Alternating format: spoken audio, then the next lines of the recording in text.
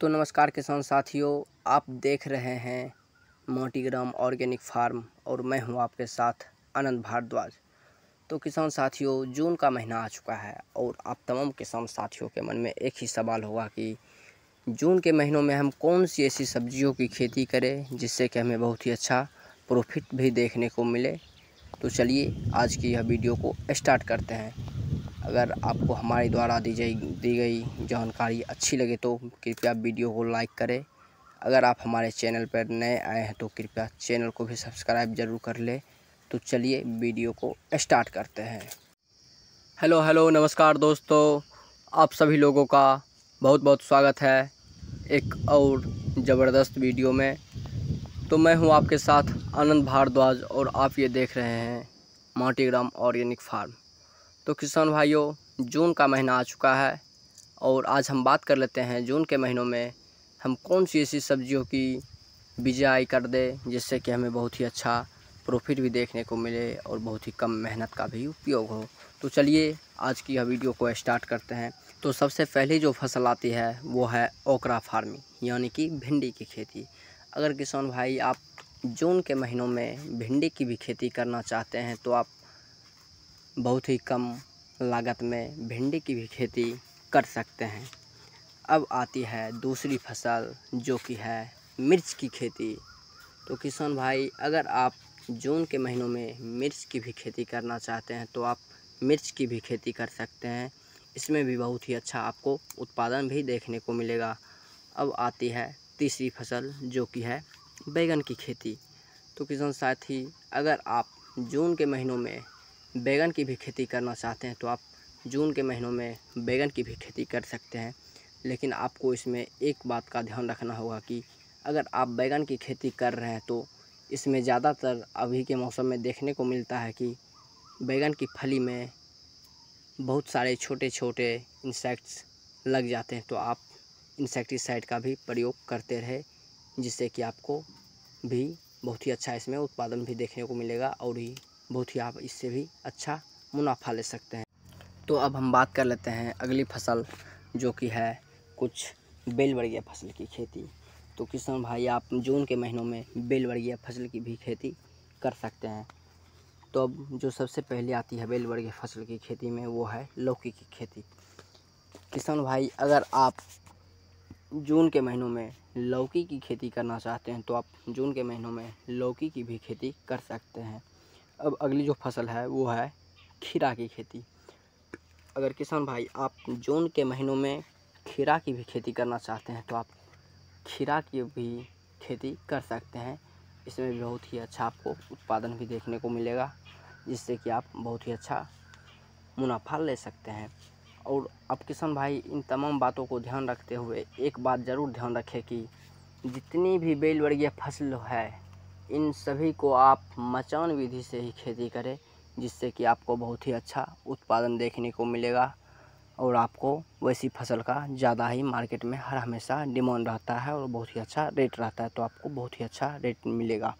अगर आप सोचेंगे कि मैं डायरेक्ट ज़मीन पे ही लगा दूं तो हाँ किसान भाई, आप लगा सकते हैं, लेकिन इन बातों का भी ध्यान रखें कि आपके खेतों में पानी निकास का भी व्यवस्था होना चाहिए। लेकिन हमारे तरफ से अगर प्रेफर किया जाए तो आप जितनी भी बेलवर्गीय फसल की खेती है उन सभी को आप मचान विधि से ही खेती करें तो बहुत ही अच्छा उसमें आपको उत्पादन भी देखने को मिलेगा। अगर आप ज़मीन पर लगाएंगे तो बारिश होने की वजह से फल में गलन भी आ सकता है, सड़न गलन का भी आ सकता है। तो आप सड़न गलन को भी आप अगर उससे भी जूझते रहेंगे तो आप कहीं ना कहीं आप घाटा में जा सकते हैं।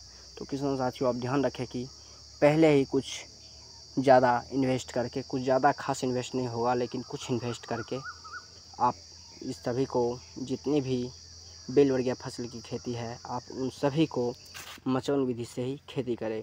तो अब अगली जो फसल आती है वो है तोरई की खेती। तो हाँ किसान भाई, आप जून के महीनों में तोरई की भी खेती कर सकते हैं। तो किसान भाई, आप जून के भी महीनों में तोरई की खेती कर सकते हैं। इसमें भी बहुत ही अच्छा आपको उत्पादन देखने को मिलेगा। अब अगली फसल की बात कर लेते हैं जो कि है झींगा की खेती। तो किसान साथियों, आप ये जो देख रहे हैं तस्वीर स्क्रीन पे, ये इसे झींगा भी कहते हैं हमारे इधर, और कुछ लोग इसे परोड़ भी कहते हैं।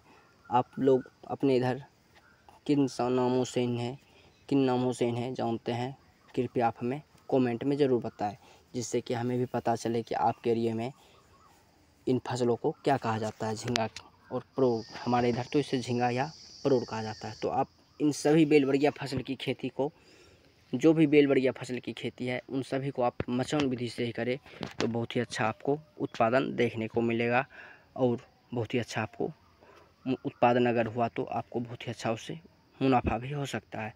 तो अब चलिए अगली फसल की बात कर लेते हैं, जो कि है प्याज की खेती। अगर किसान साथी आप प्याज का नर्सरी नहीं तैयार किए हैं तो आप प्याज का भी नर्सरी तैयार कर ले।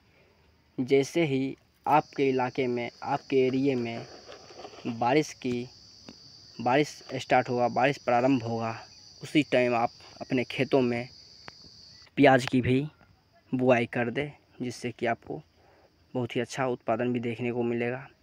और किसान साथियों, अब जो अगली फसल है वो है मूली की खेती। अगर किसान भाई आप जून के महीनों में मूली की भी खेती करना चाहते हैं तो आप जून के महीनों में मूली की भी खेती कर सकते हैं। लेकिन आपको इन खेती के लिए, मूली की खेती के लिए एक बात को ध्यान रखना होगा कि आपके खेतों में जल निकास का उत्तम प्रबंध होना चाहिए। अगर किसान भाई आप मूली की खेती करना चाहते हैं तो आप इसे बेड विधि से करें तो शायद बहुत ही अच्छा आपको उत्पादन भी इसमें देखने को मिलेगा। और उससे भी बड़ी बात है कि अभी के जो भी मूली का जो रहता है तैयार फल, उसमें ज़्यादातर अभी के मौसम में जो भी फसल जाते हैं मार्केट में, अभी का जो भी किसान का पैदावार जाता है मार्केट में, उसके रेट तो रहते हैं, लेकिन कुछ किसानों का अपने मूली का रेट नहीं मिल पाता है, सही दर नहीं मिल पाता है। तो इन चीज़ों के लिए आप ध्यान रखें कि आपके मूली में फंगस नाम का कोई भी चीज़ नहीं होना चाहिए, क्योंकि अभी के जो भी फसल होते हैं वो सभी तो बच जाते हैं, लेकिन मूली की खेती जो होती है इसमें अभी के मौसम में ज़्यादातर फंगस का डर बना रहता है, और ज़्यादातर इसी का भी शिकायत रहता है, फंगस का। तो आप खेतों में फंगस का भी प्रबंध कर ले कि इसमें फंगस ना लगे, उन सभी दवाई का भी प्रबंध कर सकते हैं। तो अब अगली जो फसल आती है किसान भाई, वो है चौलाई की खेती। तो आप समझ सकते हैं ये जो अब हम बात कर रहे हैं ये है चौलाई की खेती। तो चौलाई की खेती भी आप कर सकते हैं। इसमें बहुत ही कम दिनों में ये आपके खेतों से निकलकर मार्केट चला जाएगा। तो आपको चौलाई की भी खेती कर सकते हैं, और वैसे चौलाई में कुछ ज़्यादा खर्चा नहीं होता है, इसलिए ज़्यादातर किसान इसे प्रेफर करते हैं कि कम खर्चों में ये हमारी चौलाई की खेती हो सकती है। तो अब अगली जो फसल है वो है किसान भाई डकन पोरो की खेती। तो आप इसे डकन पोरो हमारे इधर कहा जाता है। अगर आपके इधर कुछ कहा जाए, इसका नया नाम हो, तो आप उसे भी आप नीचे कमेंट में कर दीजिएगा, कमेंट में मेंशन कर दीजिएगा कि इसे आपके इधर क्या कहा जाता है। इसे हमारे इधर डकन पोरो को कहा जाता है। तो आप जून के महीनों में डकन पोरो की भी खेती कर सकते हैं। डकन पोरो की भी जो वैसी खेती होती है कि बहुत कम खर्चों में, बहुत कम लागत में आपको बहुत ही अच्छा उत्पादन दे करके जाती है। तो अब अगली जो फसल है वो है पालक की खेती। तो किसान भाई अगर आप जून के महीनों में पालक की खेती करना चाहते हैं तो आप जून के महीनों में पालक की भी खेती कर सकते हैं। तो अब हम बात कर रहे हैं अगली फसल, जो कि है धनिया की खेती। तो आप सभी किसान भाई जानते हैं कि धनिया की खेती एक वैसी खेती है जिसमें कुछ हो या ना हो, लेकिन इसका मार्केट भाव हर हमेशा टाइट रहता है, और इसका सभी दिन लगभग सालों भर, लगभग क्या 365 दिन ही इसका मार्केट में डिमांड आता है। तो आप जून के महीनों में धनिया की भी खेती कर सकते हैं, लेकिन इन खेती को लिए आपको ध्यान रखना होगा कि अगर आप धनिया की खेती करना चाहते हैं तो आप सबसे पहले इसके लिए खेतों में बेड विधि से ही खेती करें, तो इससे आपको बहुत ही अच्छा कहा जाए पौधा का भी ग्रोथ देखने को मिलेगा, और आपको बहुत ही अच्छा उत्पादन भी मिलेगा।